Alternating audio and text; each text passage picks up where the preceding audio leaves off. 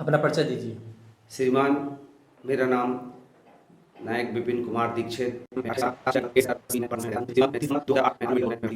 श्रीमान, मेरे पिताजी का नाम स्वर्गीय पंचमलाल दीक्षित, मेरी माता का नाम श्रीमती शत्रुपा देवी।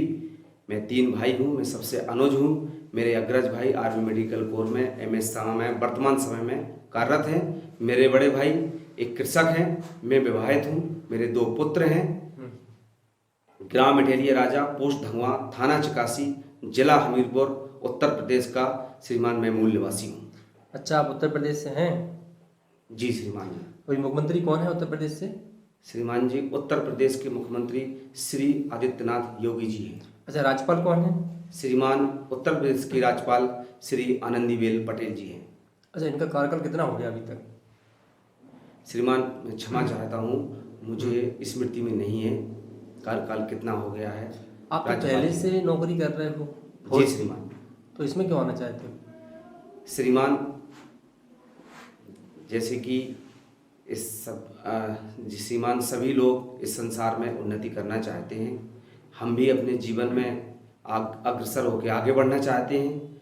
और श्रीमान, मैं अपने जीवन में अगर इस RTGSU के लिए नियुक्त होता हूँ तो ये हमारे माता पिता के लिए बड़ा स्वाभिमान की, बड़े सम्मान की बात होगी। और श्रीमान, और जो मैंने शिक्षा दीक्षा ग्रहण की है, जो मैंने प्रेरणा ली है RTGSU में भर्ती होने के लिए, श्रीमान जो मेरे अंदर ज्ञान और जो शिक्षा दीक्षा है, मुझे और अपने सेना में भाइयों को देने का अवसर प्रदान होगा। श्रीमान, मुझे यह लोक और परलोक भी मेरा अच्छा हो जाएगा। और मैं श्रीमान इस कर्म से जुड़ा हुआ हूँ। मेरे पिताजी कर्मकांड किया करते थे, मुझे उनसे भी प्रेरणा मिली है। अच्छा, आपने श्रीमान मैं ठीक है, बनना चाहता हूँ। आपने अभी यह लोग परलोक बोला। जी श्रीमान। तो परलोक ठीक कैसे हो जाएगा श्रीमान, परलोक इस प्रकार ठीक हो सकता है कि इंसान अच्छे कर्मों को, अपने सुकर्मों को करते हुए यह लोग तो उसका ठीक हो ही जाएगा और परलोक भी उसका सही हो जाएगा। उसको अच्छे कर्म करेगा इंसान तो उसको स्वर्ग की प्राप्ति होगी। श्री कृष्ण भगवान ने कर्म पर उपदेश दिया है। जो 700 श्लोक हैं वो कर्म आधारित हैं। जी श्रीमान। तो कोई एक श्लोक सुनाएंगे कर्म पर आधारित? श्रीमान, श्रीमद् भगवद गीता में श्लोक है जो मुझे पूरा विदित नहीं है, परंतु कर्मण्येवाधिकारस्ते मा फलेषु कदाचन। भगवान ने अर्जुन से कहा है कि अर्जुन, कर्म करो परंतु फल की इच्छा मत करो। फल तो कर्म के उपरांत ही मिलेगा। अच्छा कर्म करोगे तो फल जरूर मिलेगा। श्रीमान, जिस प्रकार अथर्ववेद में कहा गया है कि इंसान के दाहिने हाथ में कर्म होता है और बाएं हाथ में उसके सफलता होती है। इंसान अपने कर्मों से अपने भाग्य की रेखा को भी बदल सकता है। ठीक है। कर्म प्रधान है श्रीमान, ये भी कहा गया है, कर्म प्रधान विश्व कर राखा, जो जस करे सो तस फल चाखा।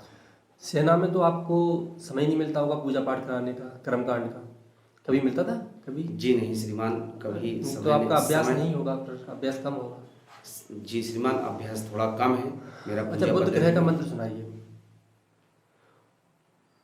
नवग्रह आते हैं आपको? जी श्रीमान। सुनाइए। श्रीमान, मुझे बुध ग्रह का मंत्र लौकिक स्मृति में है। कोई बात नहीं, ठीक। ओम हरि ओम प्रंगुकलिकाभासं रूपेण प्रतिमं बुधं सौम्यं सौम्यगुणोपेतं बुधमावाहयामि स्थापयामि। ओम श्रद्धापूर्वकम् अक्षत पुष्पाणि समर्पयामि। ओम बुधाय नमः। ठीक है। सभी धर्मगुरुओं के जो धर्म पद होते हैं, जी श्रीमान, तो उनके नाम बताइए थोड़ा सा क्रम से। श्रीमान, जैसे हिंदू धर्म में पंडित जी होते हैं सेना में, ठीक है श्रीमान। और मुस्लिम धर्म में श्रीमान जी मौलवी साहब होते हैं। ठीक है। और सिख धर्म में श्रीमान जी ग्रंथी साहब होते हैं जी। और ईसाई धर्म में पादरी जी होते हैं श्रीमान जी। अच्छा जी। और सिख में? सिख में ग्रंथी होते हैं श्रीमान। आपको पता है ग्रंथी के क्या काम होते हैं? श्रीमान, ग्रंथी का जो कार्य एक ब्राह्मण का होता है, पंडित जी का, वही कार्य वो अपने धर्म में अपने धर्मानुसार करते हैं श्रीमान। अच्छा, विभीषण और कुंभकर्ण में दोनों में किसको श्रेष्ठ समझते हो आप? श्रीमान, विभीषण और कुंभकर्ण में जी श्रेष्ठ दोनों ही थे। ठीक है। दोनों लोग ज्ञानी थे श्रीमान। विभीषण ने सत्य का रास्ता चुना और कुंभकर्ण ने श्रीमान सत्य का रास्ता का उपदेश भी दिया। ठीक है। जब उसको जगाया गया कुंभकर्ण को कि युद्ध करने के लिए जाना है, तो उसको विदित हुआ श्रीमान कि युद्ध किससे करना है मुझे। तो श्रीमान उनको कुंभकर्ण को स्मृति में आया था कि मुझे दोनों में श्रेष्ठ कौन है? श्रीमान श्रेष्ठ जो सत्य का रास्ता अपनाए, सबसे श्रेष्ठ तो वही है। विभीषण को समर्थन करते हो आप या फिर कुंभकर्ण को? श्रीमान मैं सबसे ज़्यादा समर्थन तो मैं कुंभकर्ण का ही करूँगा। अच्छा। इसलिए करूँगा क्योंकि उन्होंने ये सब जानते हुए भी अपने भाई का साथ दिया, चाहे भाई वो गलत था, परंतु अंत समय अपने भाई का साथ दिया। अगर भाई वही होता है जो अपने भाई का साथ दे, चाहे वो भाई गलत क्यों ना हो, परंतु भाई का साथ देना चाहिए उसको। बाद में उस अपने भाई से जो गलत कृत्य हुआ है उसका पश्चाताप किया जा सकता है, समझाया जा सकता है, परंतु एक भाई को भाई का साथ देना ही चाहिए, क्योंकि एक भाई उसका हाथ होता है, एक अंग होता है। ठीक। स्वास्थ्य वचन किसे कहते हैं? स्वास्थ्य वचन श्रीमान अच्छे वचनों को हम सुवचनों को स्वास्थ्य वचन कहते हैं। अच्छा, स्वास्थ्य वचन कब किया जाता है? श्रीमान जब भी हम पूजा पद्धति में प्रारंभ करते हैं पूजा, तो हमें स्वस्ति माने अच्छे वचन, हमें स्वस्ति वचन का श्लोकों का प्रारंभ करना होता है, जिससे वहाँ पर नकारात्मक ऊर्जा का जो निवास होगा वो वहाँ से हट जाएगी, उसका नाश हो जाता है और श्रीमान वहाँ पे समस्त देवी देवताओं का वास होने लगता है अच्छे वचनों से। जैसे आप भारतीय थल सेना में हो, तो अभी थल सेना प्रमुख कौन है? श्रीमान थल सेना प्रमुख भारतीय थल सेना प्रमुख मनोज पांडे साहब हैं वर्तमान समय में। मनोज पांडे साहब? जी श्रीमान। जैसे आप तो एक सैनिक हो, तो आपके तो बहुत सीनियर हैं वो, तो आप ऐसे ही संबोधित करोगे मनोज पांडे साहब? कुछ आगे पीछे नहीं लगाओगे सम्मान के लिए? जी नहीं श्रीमान, श्री मनोज पांडे साहब। अच्छा। अच्छा, भारत का ध्येय वाक्य क्या है? श्रीमान भारत का ध्येय वाक्य सत्यमेव जयते है। अच्छा जी श्रीमान। अच्छा, आज का पंचांग पढ़कर आए होंगे ऐसे लोग? थोड़ा विदित है मुझे। वैसे कहते हैं ना, घर से बाहर निकलते हैं तो कुछ शुभ शत्रुओं को देखकर निकलना चाहिए। अच्छा, आपका साक्षात्कार था, जी। आप धर्म से जुड़े हुए हो, जी धर्म शिक्षक की जॉब करना चाहते हो, जी। तो पंचांग का थोड़ा बहुत अध्ययन करके आए होंगे आज? जी श्रीमान। कौन सा नक्षत्र है महाराज आज? आज अश्लेखा नक्षत्र है श्रीमान। योग कौन सा है आज? योग है कोई? श्रीमान योग मेरी स्मृति में नहीं आ रहा है कौन सा योग है। पक्ष कौन सा है? पक्ष शुक्ल पक्ष है श्रीमान। तिथि क्या है आज? तिथि एकादशी तिथि है श्रीमान आज। अच्छा, इसके स्वामी कौन होते हैं? एकादशी के स्वामी श्रीमान विष्णु भगवान होते हैं। अच्छा, द्वितीया के स्वामी कौन है? जी श्रीमान। द्वितीया तिथि के स्वामी कौन होते हैं? तृतीया द्वितीया द्वितीया द्वितीय द्वितीया के स्वामी कौन है? प्रतिपदा के? प्रतिपदा के श्रीमान नहीं पता? क्षमा चाहते हैं, स्मृति में नहीं है। सेना युद्ध के लिए तैयार करी जाती है। जी श्रीमान। क्या युद्ध करना सही है? श्रीमान वैसे युद्ध करना तो किसी भी परिस्थिति में सही नहीं है। युद्ध करने से बहुत सारी हानियां ही होती हैं, लाभ तो युद्ध में नहीं मिलता श्रीमान। तो जहाँ तक हो सके युद्ध नहीं करना चाहिए। अगर भारत को युद्ध करना पड़ रहा है तो क्या हिंसा मानी जाएगी?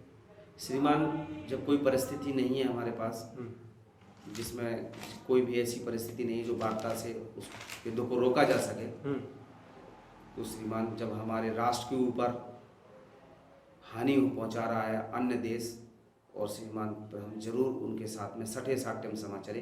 दुष्ट आदमी के साथ श्रीमान फिर हमें दुष्टता का व्यवहार करना ही पड़ेगा। अच्छा, नित्य कर्म क्या है महाराज? श्रीराम नित्य कर्म जो एक आप धर्म शिक्षक में जाना चाहते हो? जी श्रीमान। एक आप ब्राह्मण भी हो जी। तो ब्राह्मण का प्रथम कार्य नित्य कर्म ही है। जी श्रीमान। थोड़ा सा समझाएंगे?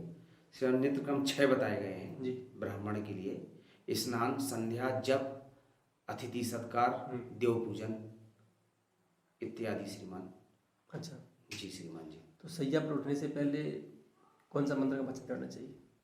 श्रीमान सैया पे उठने के बाद में मुझे भूमि बंदन का नमस्कार करना चाहिए, माता भूमि को प्रणाम करना चाहिए और तदोपरांत अपने हाथों को कराग्रे वस्ते लक्ष्मी कर मध्य मूले सरस्वती प्रभाते कर दर्शनम। अच्छा। मेरे अग्रभाग में माँ लक्ष्मी का वास होता है, मध्य भाग में सरस्वती का, मूल भाग में ब्रह्मा जी का, और दोनों हथेलियों को मुझे या प्रत्येक सभी को प्रातः जागने के उपरांत मुझे तुरंत दर्शन करने चाहिए, जिससे हमारा दिन शुभ हो और हमें ब्रह्मा की और माँ सरस्वती की मुझे ये शक्ति प्रदान मिले। जी, यज्ञ क्या है? थोड़ा यज्ञ को थोड़ा समझाइए, संत थोड़ा बताना हमको। श्रीमान यज्ञ समाज, देश, राष्ट्र और अपने लिए कल्याण के लिए यज्ञ किया जाता है। यज्ञ के द्वारा हम यज्ञ करने से और अग्निदेव के द्वारा हम समस्त देवताओं को हम उनका आहार पहुंचाते हैं, जिससे वो संतुष्ट होते हैं और हमारे सभी राष्ट्र में, हमारे जीवन में, राष्ट्र पूरे भारतवर्ष में सबकी जो संकट है, कोई परिस्थितियां हैं, कोई मनोकामना है, वो पूर्ण होती है। आप भर्ती हो गए और भर्ती होने के बाद आपको प्रथम कुछ कार्य दिए जाते हैं, कुछ उपदेश से संबंधित। आप किसी अस्पताल में जाते हैं और वहाँ पर कोई पीड़ित है, उसको धर्म उपदेश देना है। थोड़ा सा 2 मिनट में थोड़ा सा हमको थोड़ा बताइए, थोड़ा सा कैसे उपदेश देंगे आप, कैसे समझाएंगे उसको? कोई पेशेंट है, बीमार है, जूझ रहा है परेशानियों से, धार्मिक तरीके से कैसे समझाएंगे उसको आप? श्रीमान, अगर कोई पेशेंट जो बहुत परिस्थिति में है, खराब परिस्थिति है, अगर मुझे उपदेश देने का मौका मिला है श्रीमान, तो मैं सबसे पहले उस पेशेंट को यही कहूँगा कि आप अपने जीवन में कभी धैर्य को मत खोइएगा और बीमारी से कभी डरना नहीं, क्योंकि जो डर गया वो मर गया। हमें दृढ़तापूर्वक लड़ना चाहिए और जो आदमी निडर होके किसी भी कार्य हो या कोई बीमारी हो उसका सामना करेगा तो श्रीमान जरूर उसको सफलता मिल जाएगी। और उसको विश्वास करना चाहिए, जैसे श्रीमद् भगवद गीता में श्लोक है कि इस जीवन में मृत्यु तो सबकी ही निश्चय, देहिनो अस्मिन् यथा देहे कौमारम देहुनम यौनम जरा तथा देहांतर प्राप्ति धीरस्त्र नामुह्यति।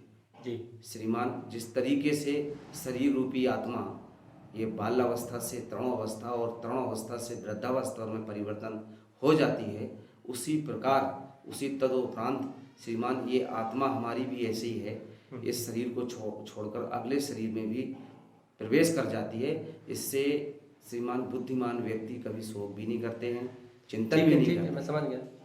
तो अंत्येष्टि संस्कार में क्या करते हैं श्रीमान? अंत्येष्टि संस्कार में सबसे पहले जो व्यक्ति जिसका देहांत हो गया, 3 कार्य बताइए जी, जो अंत्येष्टि संस्कार में मुख्यतः की जाती है। मुख्यतः श्रीमान अंत्येष्टि संस्कार में हम पिंडदान भी करते हैं, 5 पिंड दिए जाते हैं। ठीक है। इसके तदोपरांत श्रीमान मुझे जब अंत्येष्टि करते हैं तो कपाल क्रिया करते हैं और श्रीमान तदोपरांत अंत्येष्टि संस्कार के बाद फिर जो है आचमन करते हैं और स्नान करते हैं शुद्धिकरण के लिए। धर्म क्या है श्रीमान? ध्रियते लोका अनेनिति धर्मा, जो लोक को धारण करे वही धर्म है। धर्म शाश्वत है, जिसकी अक्षुण कला अनादि काल से प्रभावित होती चली आ रही हैं। मानव जीवन के जीने की परम कला का तत्व ही उपाधि धर्म है श्रीमान। धर्म शाश्वत है। ठीक है महाराज, बहुत सारी चर्चा हुई, बहुत सारे प्रश्न पूछे आपसे। जी श्रीमान जी।